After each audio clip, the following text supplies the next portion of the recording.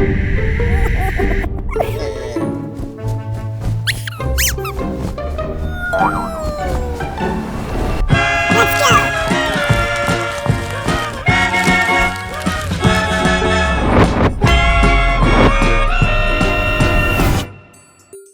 जी, नमस्कार। जरा सोचिए, संडे का ये प्यारा प्यारा दिन, बरसात हो रही है और आप बाहर चहलकदमी के लिए जाते हैं। अचानक से गाड़ी आती है और ढेर सारा पानी आपके ऊपर उछाल कर चली जाती है और आप गुस्से में चिल्लाते हैं, अबे देख के नहीं चल सकता क्या?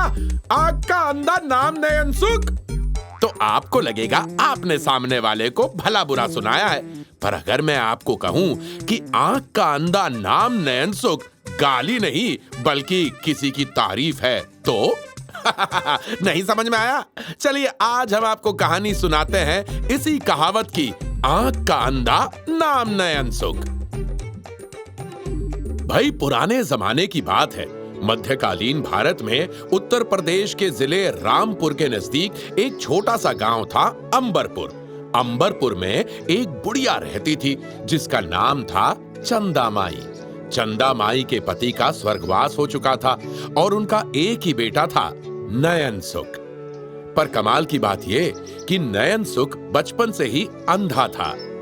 जन्म के समय ही उसकी दोनों आंखें प्रकृति ने चुरा ली, लेकिन उसकी मां के आंखों में उसके लिए बड़े बड़े सपने थे कि एक दिन उसका बेटा पूरे गांव का नाम रोशन करेगा। शायद इसलिए चंदा माई ने अपने बेटे का नाम रखा नयन सुख, मतलब जिसको देख के सबके नैनों को सुख पहुंचे। सुख का तो पता नहीं, पर हाँ, उसे देख के सब उसका मजाक जरूर बनाते थे।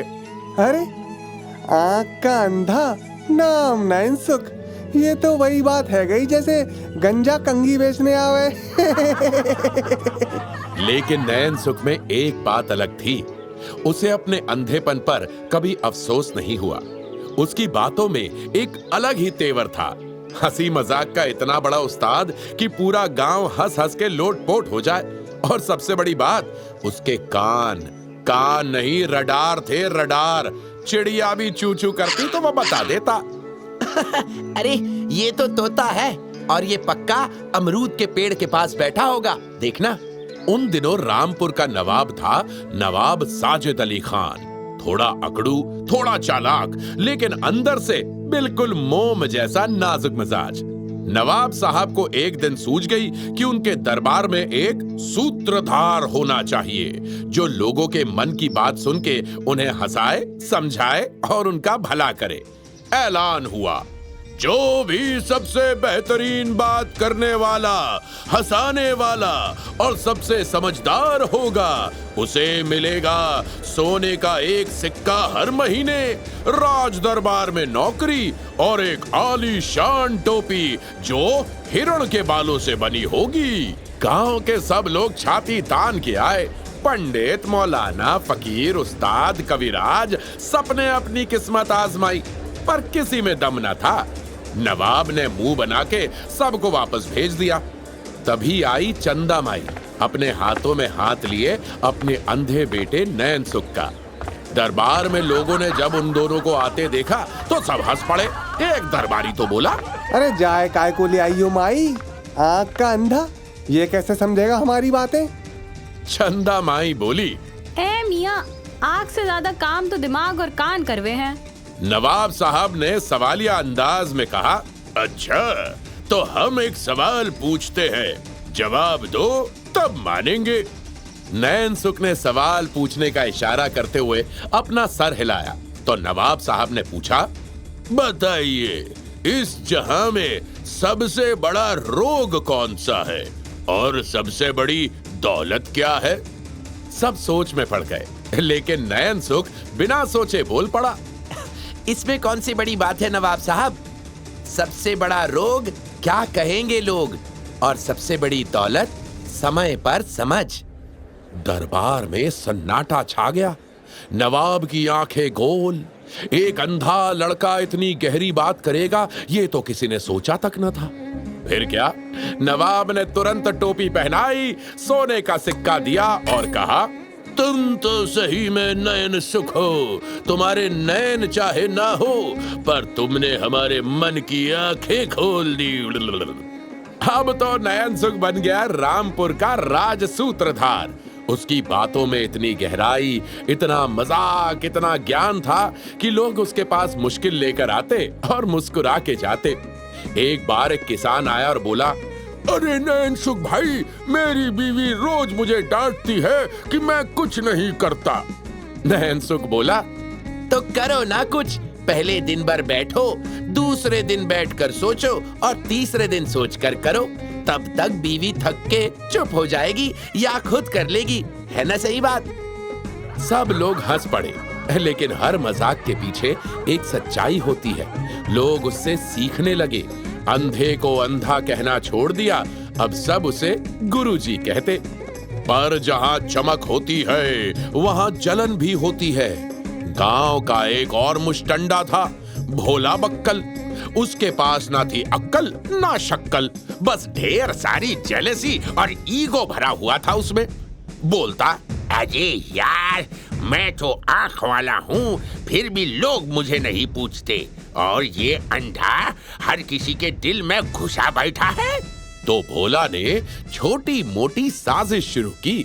एक दिन नवाब साहब के सामने जाकर बोला, अरे हुजूर, वो नयन सुख ने कल कहा कि आप तो सिर्फ नाम के नवाब हैं। नवाब का ये सुनते ही गुस्सा फट पड़ा। उन्होंने नयन सुख को बुलवा भेजा। नयन सुख आया और भोला से बोला, अगर मैं ऐसा कहता तो पूरे गांव में तुम्हारे अलावा कोई और तो सुनता।